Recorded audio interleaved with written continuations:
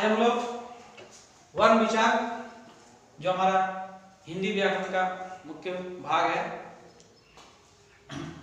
तो सबसे पहले हम लोग जानेंगे कि वर्ण क्या है या वर्ण किसे कहते हैं या उसकी परिभाषा। जब तक हम लोग किसी का चीज का परिभाषा नहीं जानेंगे तब तक उसका विस्तृत जानकारी से हम लोग को प्राप्त नहीं होगी। तो सबसे पहले जानेंगे वर्ण क्या है। तो वो छोटी से छोटी ध्वनि जिसके टुकड़े नहीं किए जा सकते उसे वर्ण कहते हैं।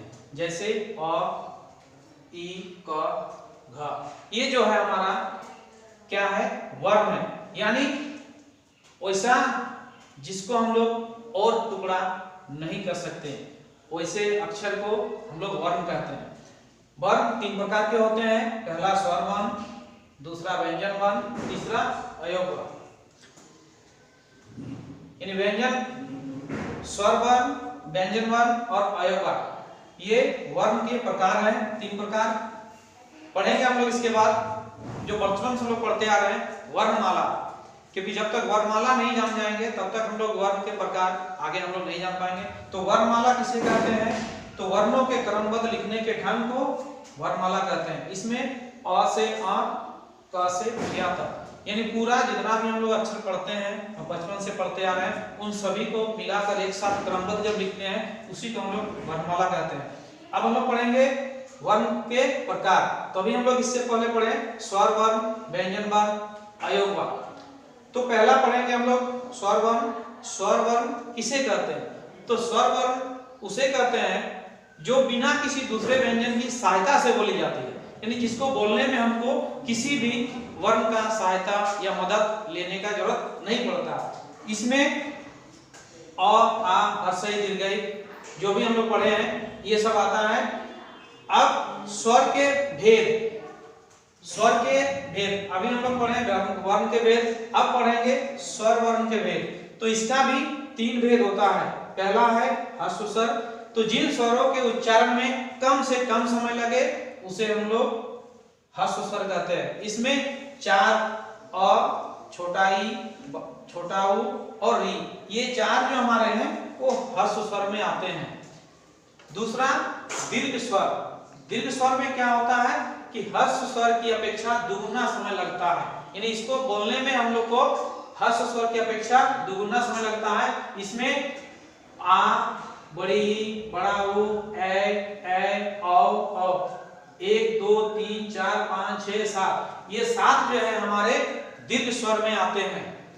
तीसरा पलुत स्वर, इसका प्रयोग अब हिंदी में नहीं के बराबर होता है, जो भी थोड़ा बहुत प्रयोग होता है वो संस्कृत में होता है। अब पढ़ेंगे हम लोग व्यंजन वर्ण। तो व्यंजन वर्ण किसे कहते हैं? व्यंजन वर्ण जो स्वर की सहायता से बोली जाती है, यानी स्वर वर्ण की सहायता हमको व्यंजन वर्ण में लेना जरूरी है, उसे ही हम लोग व्यंजन वर्ण कहते हैं। व्यंजन वर्ण हम लोग पढ़े हैं क, ख, ग, ये जितने भी हैं क से ज्ञ तक वो व्यंजन वर्ण कहलाते हैं। अब व्यंजन वर्ण के प्रकार, पहला, ये भी तीन प्रकार हैं। तो पहला है हमारा स्पर्श व्यंजन। हम लोग पढ़ेंगे स्पर्श का मतलब होता है सटा हुआ। कंठ, तालु, मूर्धा, दांत, होंठ, इन सब भाग से जो भी हम वर्ण बोलेंगे उसको हम लोग स्पर्श व्यंजन कहेंगे।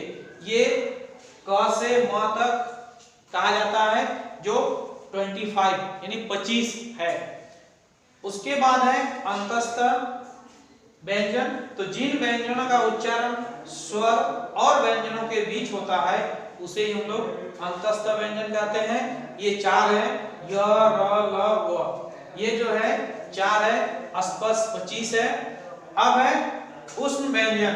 उष्ण समझते हैं हम लोग, उष्ण माने उष्मा, जैसे सूरज का रोशनी आता है, क्या ऊर्जा, यानी ऊर्जा। तो जिस व्यंजन को बोलने में हम लोग को ऊर्जा का उत्पत्ति हो, ठीक है, उसी को हम लोग उष्ण व्यंजन कहते हैं। इसमें तालव्य, मूर्धांश, दंती और ह, ये भी चार है। हम लोग पढ़े 25, स्पर्श व्यंजन 25, अंतस्थ व्यंजन 4, उष्ण व्यंजन भी 4। तो व्यंजन के प्रकार हम लोग पढ़ लिए। अब आगे पढ़ेंगे तीसरा अयोगवाक। अयोगवाक में पहला आता है अनुस्वार। हम लोग पढ़ेंगे बिंदु, जैसे अन बिंदु लगाते हैं, सन, झंडा, अंडा, इस तरह का जो भी हम लोग पढ़ेंगे वो अनुस्वार में आता है। फिर अनुनासिक, यानी जब हम लोग लिखेंगे आंख, चांद यानी चंद्र बिंदु। इसके बाद विसर्ग, प्रायः, क्रमशः। तो हम लोग पढ़े आज वर्ण विचार, जिसमें वर्ण के भेद, व्यंजन के भेद, अयोगवाक, वर्ण के प्रकार। Next class. Thank you.